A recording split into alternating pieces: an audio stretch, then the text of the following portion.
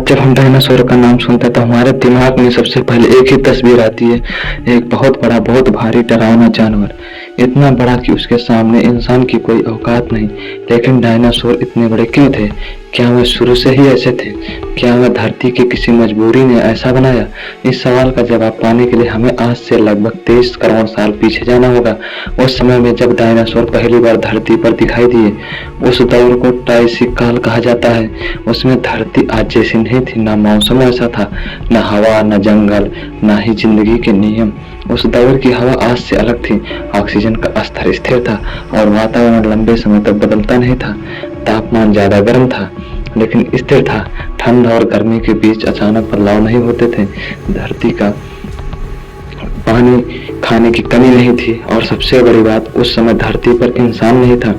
Dinosaur जब इस दुनिया में आए तब वे बहुत बड़े नहीं थे। शुरुआती डायनासोर आज के कुत्ते या मुर्गे जितने आकार के थे, लेकिन जैसे जैसे समय बीतता गया उनकी नस्लों में एक बदलाव दिखने लगा। हर नई पीढ़ी पहले से थोड़ी बड़ी होती गई। इसका मकसद ताकत दिखाना नहीं था, मकसद सिर्फ जिंदा रहना था। उस समय धरती पर एक साफ नियम काम कर रहा था। जिन जानवरों का शरीर बड़ा होता था उन्हें शिकारियों से कम खतरा होता था।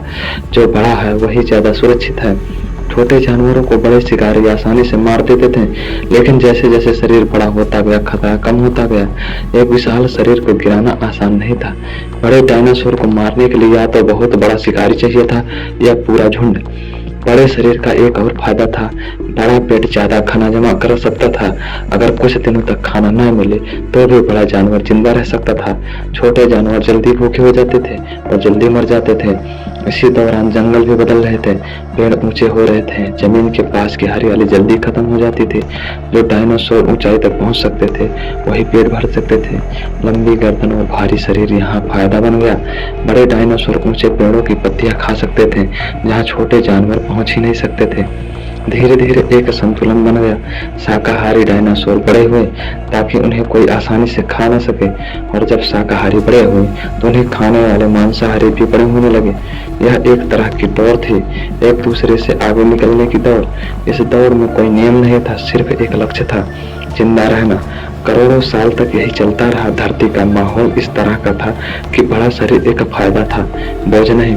तापमान स्थिर था, खाना पर्याप्त था और प्रतिस्पर्धा साफ थी।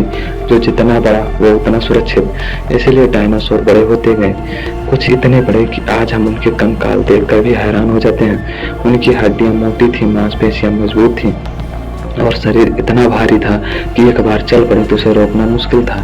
लेकिन इसी कहानी में एक सच्चाई छिपी थी जो उस समय किसी को दिखाई नहीं दी। डायनासोर बड़े इसलिए नहीं थे क्योंकि वे दुनिया के राजा थे, वे बड़े इसलिए थे क्योंकि उस समय की दुनिया उनसे यही मांग रही थी।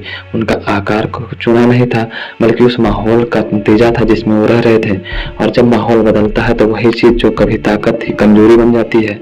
धरती कभी एक जैसी नहीं रहती, वह धीरे धीरे बदलती रहती है, इतने धीरे कि उसमें रहने वाले जीवों को शुरुआत में कोई खतरा महसूस ही नहीं होता। डायनासोर के साथ भी यही हुआ। वह जिस दुनिया में बड़े हुए वह दुनिया अब वैसी नहीं रही थी, लेकिन यह बदलाव अचानक नहीं था, यह चुपचाप हो रहा था। मौसम अब पहला जैसा स्थिर नहीं था। कहीं लंबे समय तक बारिश नहीं हुई तो कहीं अचानक बहुत ज्यादा पानी गिर गया। जंगलों का फैलाव हर जगह एक जैसा नहीं रहा। कुछ जगह घने पेड़ बचे रहे, लेकिन कई जगह जमीन सूखी और खाली होने लगी। पहले जहाँ खाना हर जगह उपलब्ध था, अब वहाँ तलाश करनी पड़ती थी। यहीं से बड़े शरीर की असली परीक्षा शुरू हुई। एक विशाल डायनासोर को रोज जिंदा रहने के लिए बहुत ज्यादा खाना चाहिए था। उसका शरीर जितना बड़ा था उसकी जरूरतें उतनी ही ज्यादा थी। जब जंगल कम हुए और पौधों की संख्या घटी तब बड़े शरीर को बनाए रखना मुश्किल होने लगा। छोटे जानवर कम खाने में भी कम काम चला लेते थे, लेकिन बड़े डायनासोर के लिए यह संभव नहीं था। अब आकार सुरक्षा नहीं बल्कि एक जिम्मेदारी बन चुकी थी। धरती के बदलते हालात में एक और बात साफ होने लगी, जो जानवर जल्दी बदल सकता था वह टिक पाया। बड़े शरीर के साथ बदलना आसान नहीं होता। बड़ी हड्डियां, भारी मांसपेशियां और धीमी चाल, यह सब पहले ताकत थी, लेकिन अब यह रुकावट बन गई। इसी समय कुछ डायनासोर ऐसे भी थे जिनका आकार बाकी से छोटा था। वे उतने ताकतवर नहीं थे, लेकिन उनमें एक अलग फायदा था। वे जल्दी बड़े हो जाते थे, जल्दी बच्चा पैदा कर सकते थे और माहौल थोड़ा अगर बढ़िया मिल जाए तो अगली पीढ़ी उसी हिसाब से ढल जाती थी। यह फर्क बहुत बड़ा था। धरती के कुछ हिस्सों में डायनासोर अलग थलग पड़ गए, समुद्र बढ़े, जमीन टूटी और कई इलाके द्वीपों में बदल गए। इन द्वीपों पर खाना सीमित था, यहाँ बड़ा शरीर का कोई मतलब नहीं था। जिन डायनासोर की अगली पीढ़ी छोटी पैदा हुई वही जिंदा रह पाई। समय के साथ इन द्वीपों पर रहने वाले डायनासोर सच में छोटे होते चले गए। यह कोई कहानी नहीं थी, बल्कि आज भी मिलने वाले जीवाश्म इसका सबूत देते हैं। इसका मतलब साफ था कि डायनासोर का आकार स्थिर नहीं था और माहौल के हिसाब से बदल सकता था। इसी दौर में डायनासोर के शरीर में एक और बड़ा बदलाव शुरू हुआ। कुछ डायनासोर के शरीर पर पंख से ढांचे विकसित होने लगे। शुरुआत में ये उड़ने के लिए नहीं थे, ये शरीर की गर्मी को बनाए रखने के लिए थे। लेकिन यहाँ एक समस्या थी, बड़े शरीर के साथ पंख तापमान नियंत्रण को जटिल बना सकते थे। गर्म इलाकों में यह जानलेवा साबित हो सकता था। छोटे शरीर वाले डायनासोर इस समस्या से बच गए।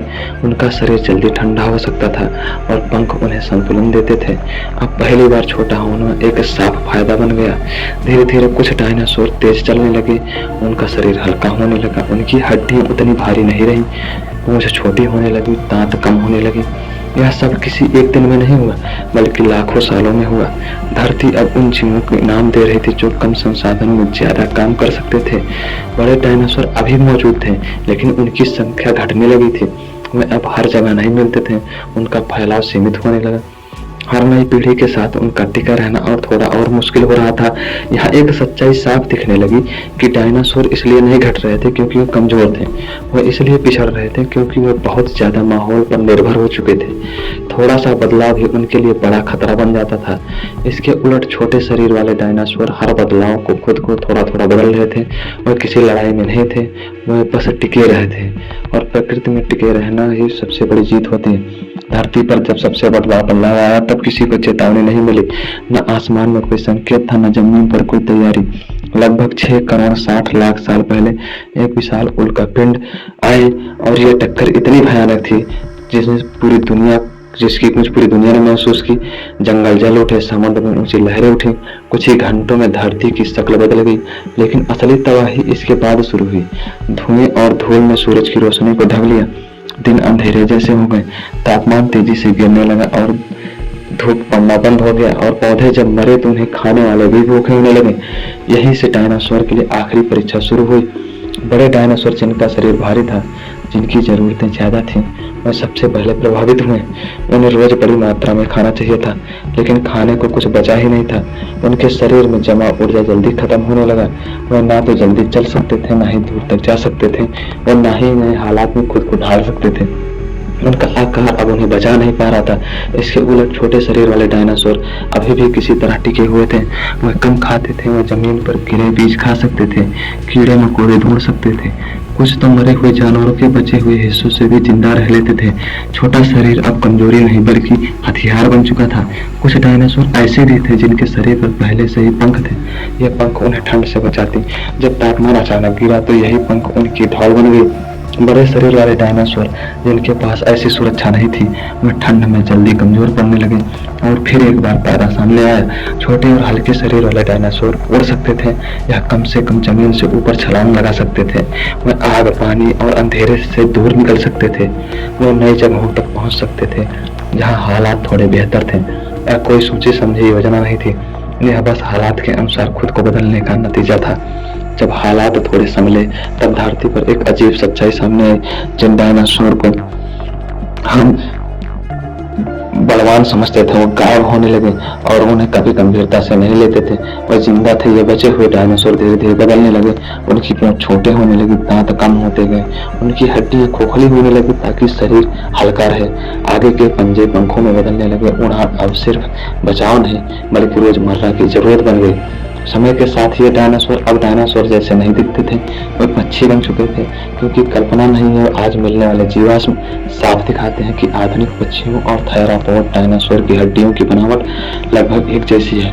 उनका चलने का तरीका, उनके फेफड़े, उनकी हड्डियों का ढांचा, सब कुछ जुड़ा हुआ है। इसका मतलब एक ही है, डायनासोर खत्म नहीं हुए, उन्होंने बस अपना आकार बदला। धरती ने उन्हें यह सिखा दिया था कि हर बार सबसे बड़ा होना जरूरी नहीं होता, कभी कभी सबसे छोटा होना भी जिंदा रहने की कीमत होती है। आज जब हम एक कबूतर को सड़क पर चलते देखते हैं या एक चिड़िया को आसमान में उड़ते देखते हैं तो हमें उसे मामूली समझ लेते हैं, लेकिन सच्चाई यह है कि हम उस समय के जीव को देख रहे होते हैं जिसने धरती के सबसे भयानक दौर को झेला और फिर भी हार नहीं मानी। वह उड़ता हुआ पक्षी दरअसल उस दुनिया की आखिरी जीत है जहाँ कभी विशाल डायनासोर राज किया करते थे, और यही इस कहानी का सबसे बड़ा सच है। डायनासोर छोटे इसलिए नहीं हुए क्योंकि वे कमजोर थे, वे छोटे इसलिए हुए क्योंकि दुनिया बदल गई थी, और जो बड़े जानवर थे और जो बचा था वो आज में उड़ती हर चिड़िया याद दिलाती है कि असली ताकत आकार में नहीं बल्कि बदलने की क्षमता में होती है। यही यह कहानी खत्म होती है। लेकिन दोस्तों, यह वीडियो आपको कैसी लगी? अगर पसंद आई हो तो इसे लाइक शेयर कमेंट जरूर करें।